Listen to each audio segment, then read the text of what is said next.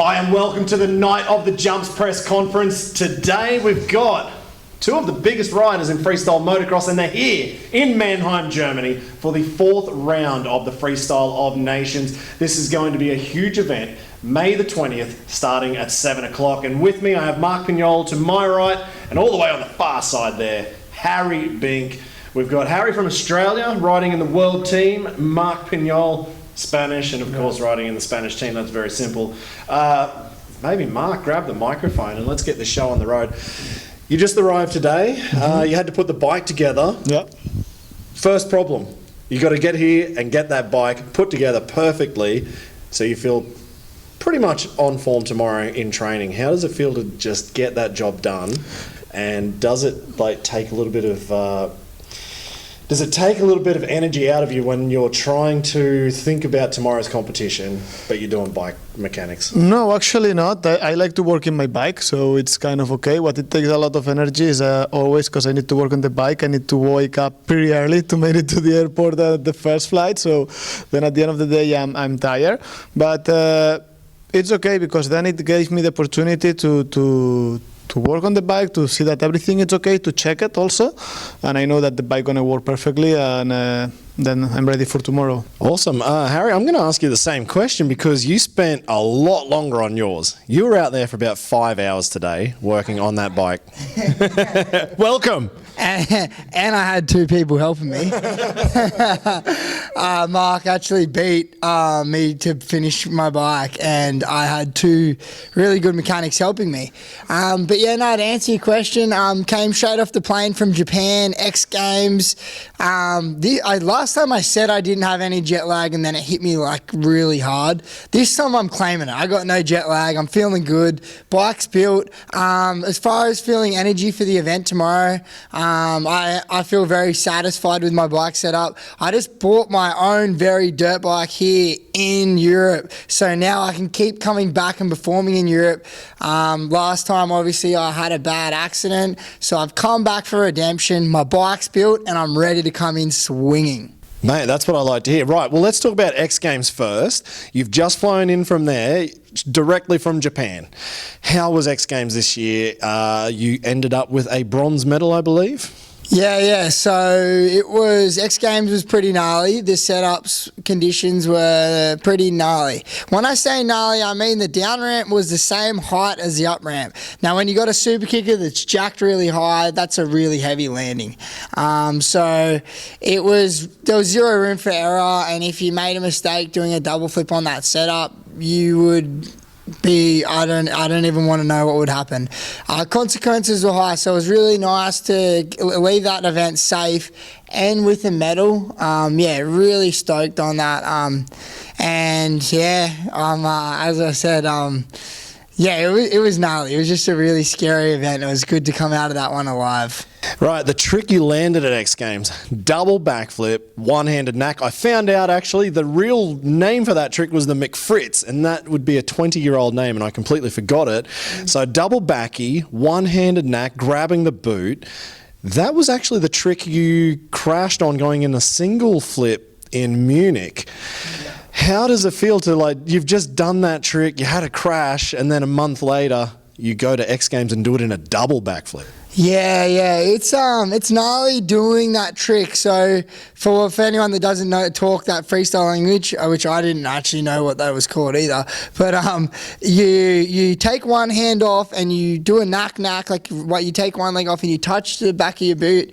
But when you're doing a double backflip, there's lots of G-forces in the trick just reefing you around. And if you slip or anything goes wrong, or if your handlebars turn, it'll instantly throw you into a 180 and you'll land 90 degrees on the down ramp, and you would be more or less like a dead man. So it's so important that you keep that bike dead straight when you do it. Now, when I turn my head and look back at my boot in a double backflip, think about doing a double backflip. 1, 2, it's hard enough keeping up your air awareness and knowing where you are. Now, when you turn your head, by the time you look back forward, I have no idea where I am. I've fully lost all air awareness, so it was really hard for me to stay calm and turn my head as slow as possible to keep my air awareness. That second flip just was kind of blind and I didn't know where I was. but it worked and I'm stoked and I'm feeling confident, and we're at the next event and I'm feeling confident. So hopefully we see some more of that stuff tomorrow night. Awesome, man. Talking about the crash in Munich, because that was it, your very first night of the jumps. You came out, you were pumped, you were ready to go. You had a lot of training on the next gen. There was a few things you wanted to do, and then you had the crash. Did that crash, did that go home with you mentally back to Australia, or did you leave that crash in Munich and it's done? I was scared. It was really scary. I actually went to the after party and left it at the after party, and then I got on with my life. Yeah, so that's my way of getting over things. Sometimes people think, partying's not good, but sometimes I can clear my thoughts with that, and I wake up and it's a new day, and I get on with my life and make sure I journal, write down everything that went wrong, so I don't repeat the same mistake again. Man, that's impressive. Marc, I know I don't like talking about crashes much, but listening to this explanation, it actually gives more value, I think, because you're saying how to get rid of the bad stuff. It was bad. You've got a way to get rid of it. And I know you're not scared to go for big tricks, and they have bad consequences. We saw it in Berlin with the Cali roll, and 1 month later you came and stomped it in Munich. Same thought process? Yes, was the same thought. I was ready in Berlin to go for the Cali roll, but mentally it looks like not that much, because I got a crash there. But then in Munich, after working a month and also working in another tricks, it's like, okay, today I have to land it, yes or yes, and I was feeling more ready than ever, and yeah, it worked good. And actually I was practicing this last week home, also a few Calis, and all of them worked perfectly. Is it something where you just say, it is happening no matter what? Or do you have a back out point at some stage? When I was trying back in days, normal way Cali, there is a backup plan, but I'm going into the ramp can take off and also one hand, so there is no way back in that situation. I remember back in days when I was not sure, and if I'm not going for the Cali, probably I'm gonna jump to one side on the landing, so I really need to be super focused, also because my hand is not that 100% functional, so I need to be focused with everything, okay, the throttle gonna be good and the trick gonna be good, the bike will not go to the front and all this. And I have to say, what Harry is saying, I started night of the jumps the same way that I crashed it in Jerez, also in my first event ever, in my first jump, so I also leave the Cali rail, and then I come back in Hamburg and I finish with the podium, so it's the way to work, so let's hope that this weekend you can get the redemption. Yes, that's what this event is all about. This is all about redemption. Now let's move on a little bit from the awkward stuff. Let's talk about the teams, and you're in Team Spain. You do have Danny Torres, the Red Bull X Fighters World Tour champion. The most starts ever in Red Bull X Fighters, the most head-to-head wins, I think, as well. Michael Malero, 5-time world champion. You've got yourself, the inventor of the inside roll, that body varial that nobody else has ever attempted. You'd have to be feeling pretty confident coming into Mannheim to take another win for Spain. It is, and we finished taking the win in Munich, so it's also going to give us some confidence. And as you said, our team it's amazing, but Czech team is also super good. They win in Berlin the first night, so they can go big. They have a really good tricks. And Team Wall, what to say? It's Harry, Ronaldo, and Luke. So in a normal competition, I would bet for all them.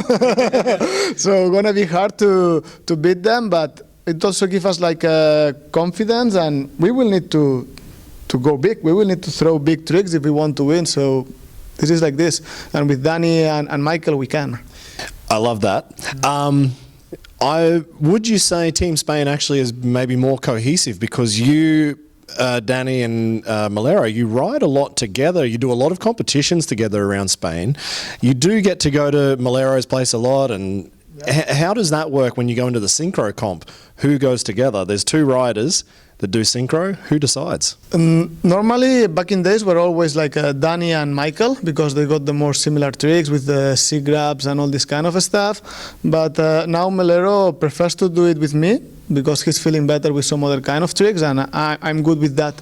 I'm good with that, and it was Michael actually who chose to do it. I don't care. I can do whatever I feel, and for synchro, was working good. We win almost all the synchros this year, except the second night in Berlin. So I think it's good to be with Michael. Awesome. And you come from, or you train at the Lidas or the Lledas compound in Spain. That is like the safe haven for everybody in winter. So a lot of those, like the Czech team, they all basically come down and train with you. So you know what they're up to. You've seen what they've tried to do in winter. Yeah. So you have a little bit of a game plan to take them down? No, because right now they didn't come. So before Berlin, yes, they were there. And actually, I was teaching Matek how to do lazy flips, you know, and it's like, damn, now he did it in Berlin, he's gonna beat us, but it's okay. I'm happy that everybody's coming down there and learning. But I know that now Philip win X Pilots, so Philip is strong, he has been always strong, he got a really big tricks, and Matek and Peter are pretty solid riders, so normally they don't do mistakes, and it's also important this in Night of the Jams to don't do any mistake, because then you just escalate. Yeah. Exactly. Harry, in your team, this is ballistic. You've got world champion and X Games gold medalist Luke Ackerman, X Games gold medalist and world champion David Ronaldo, triple backflip, a Nitro World Games winner, and now X Games bronze medalist Harry Bink. What a team. What does it feel like to go into something like this with guys of that caliber? Is it like playing rock, paper, scissors on who gets to go out first? Like, are you guys going to be chomping at the bit? Who's going to ride the first freestyle, or getting into best trick? Like, I'm sure you want to be in best trick. Yeah, definitely. I think every rider has their own strengths. We're definitely going to have the conversation between ourselves, but anything can happen. We're riding against the best riders like in the world. Like, yes, we might all have a reputation, but like, as you know, as you've seen, like anything can happen. Like, I know that I went down last night of jumps, but like, man, it's like, it's with a freestyle event, it's so dangerous, it's so gnarly. We've got front flip ramps, we got the super kicker, we got the European ramps, like the body varials, just everything. Like anything can happen. It's anyone's game. I know we have a high reputation, but I definitely am not going in with that mindset. Got to stay focused. It's a gnarly game, and it can not only it can take away from your whole night if you crash, but it can rob your health. You can take you out for the year. We're dealing with some high risk stuff, so it's, even though we've got some good knowledge under our belts, it's really important we stay focused, figure out our strengths, and we all work together as a team and get the job done. That's it. Right, well, let's finish this up. Your thoughts on Mannheim? We had a little bit of a ride around on the bike yesterday. What's it like? Yeah, wow, I loved it. It was International Man's Day, I believe. I don't know. I hadn't seen so many people drinking beers in the park before. We were on the push bikes riding around, and I forced myself to not have any beers yesterday because I'm staying focused. I know it was 2 days till the event, but I still didn't drink beers because I wanted to make sure my bike was good for today, so I'm ready for tomorrow. But the town was lovely, the buildings were lovely, the people were really friendly, they were waving. We stopped at a really... all the food here is amazing, by the way. Yeah, no, it was cool town, and I'm hoping to try see more of it while I'm here, and I'm very grateful to be here. You know what? I'm thinking this is the reason we have Freestyle of Nations. Like, straight away, you're like, no, come to Spain, we have better food. What, you reckon your food's better in Spain, eh? Yeah, for sure, yeah. He's bragging. German food, it's okay. Let's go. All right, so what's the difference then? What are we going for? What's Spanish? What's the win in Spain for food? What's the win in Spain for food? That's hard. Okay, I will say the win in my area, in Catalonia. I think we got the best calçots area. It's a kind of a special onion that we made just in our Special onion. A special onion, but with a really special sauce. That's what you're going for the win here, an onion. Yes, but someday I will give it to you and you will just love it. Really? Yeah, because it's not just the onion, it's the way that you do it. Oh, wow. Okay, I'm interested. I want to see how this goes. All right, for Australia in the world team, what's number one in Australia? Australia for the win on food. What's your favourite? Oh, probably a sausage sanger. Just sausage on the barbecue. You can't beat it. Nah. Yeah, I'm going to go with a sausage, just a simple sausage sandwich on the barbecue. Australians don't do a barbecue better. Australians do barbecues better than anywhere ever.